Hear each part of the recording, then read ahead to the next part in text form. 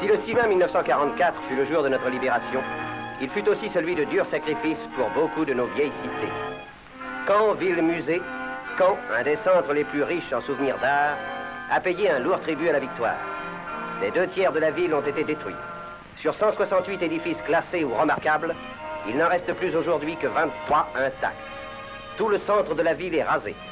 La célèbre rue Saint-Jean n'est plus qu'un chemin bordé de ruines.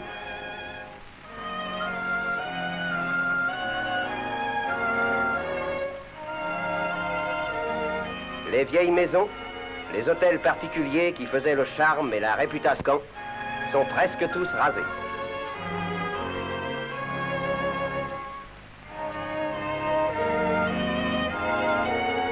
Caen, la ville aux 100 clochers, était un objectif trop vulnérable.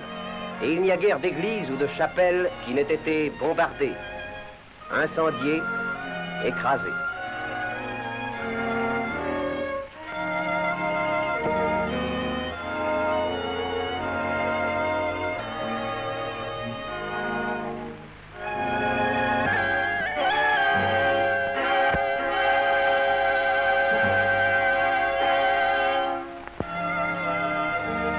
Heureusement, il reste dans la patrie de Malherbe, édifices bombes ont oublié.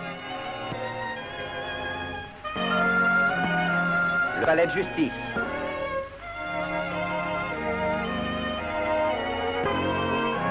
Maison encore debout, on s'est installé comme on a pu.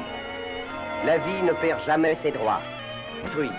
5000 autres endommagés, 3 personnes sur 4 sans abri, et pourtant la population de l'agglomération de Caen dépasse celle d'avant-guerre.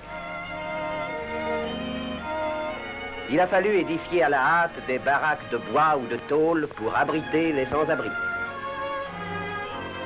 Et un peu partout, grâce à des maisons préfabriquées, naissaient dans cette cité normande des quartiers américains, suédois ou finlandais.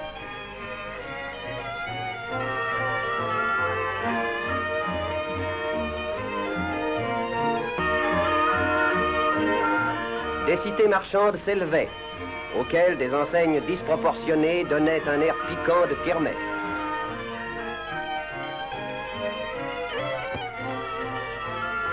Mais ce n'est pas tout de faire du provisoire, de parer au plus pressé. Il fallait préparer l'avenir. Et d'abord s'attaquer aux problèmes.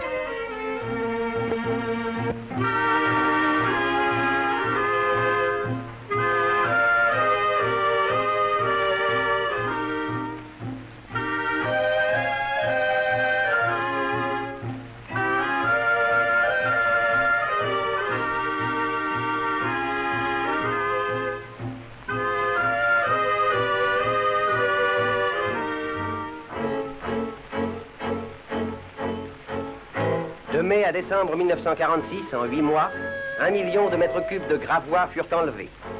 Ce gigantesque travail représente 300 000 journées de main-d'œuvre.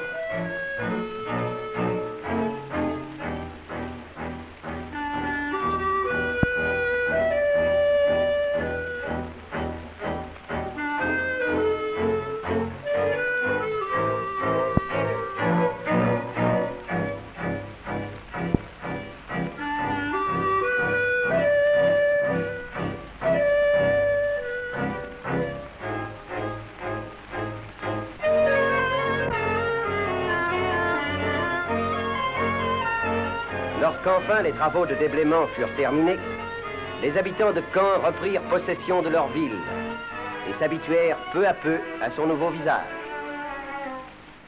Mais tandis que les ruines étaient dégagées, les services étudiaient les moyens de résoudre le problème de la reconstruction. On traçait les plans de la nouvelle ville. Plans qui ne sont pas restés de simples épures, de beaux dessins sur le papier. Ils ont été mis à exécution.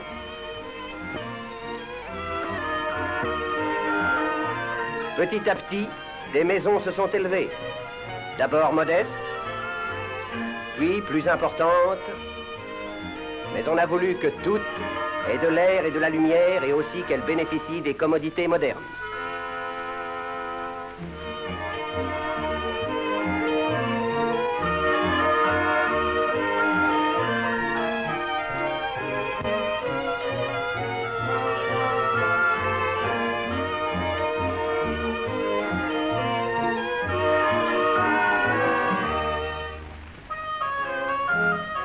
Malgré toutes les difficultés, tant matérielles que financières, en tous les points de la ville, on voit maintenant s'élever des immeubles, des groupes d'habitation, des quartiers entiers même.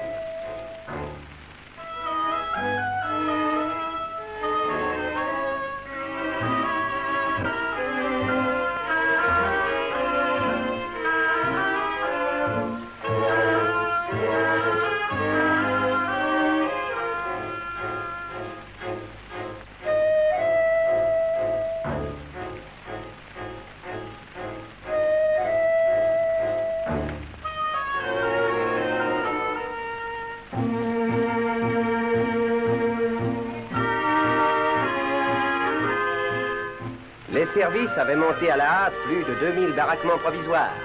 Ils ont réparé plus de 3500 bâtiments endommagés. Plus de 1400 logements nouveaux sont achevés ou près d'être terminés. Des familles se sont installées dans leurs nouveaux foyers. D'autres emménagent. Les camions chargés de meubles ont repris la route.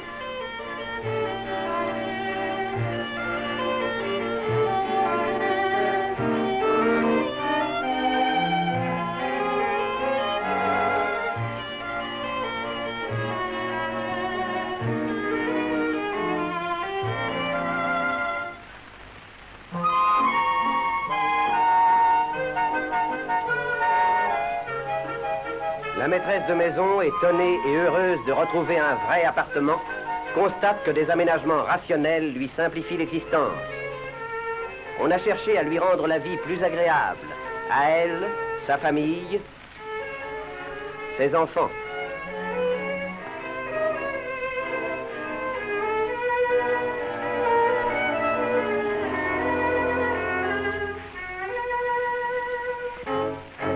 Certes, la tâche n'est pas terminée, loin de là.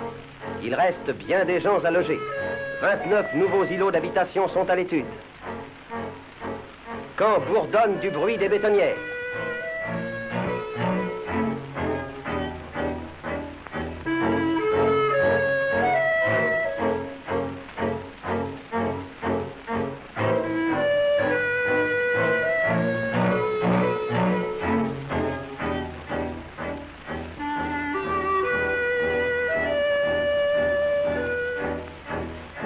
Et si, grimpant sur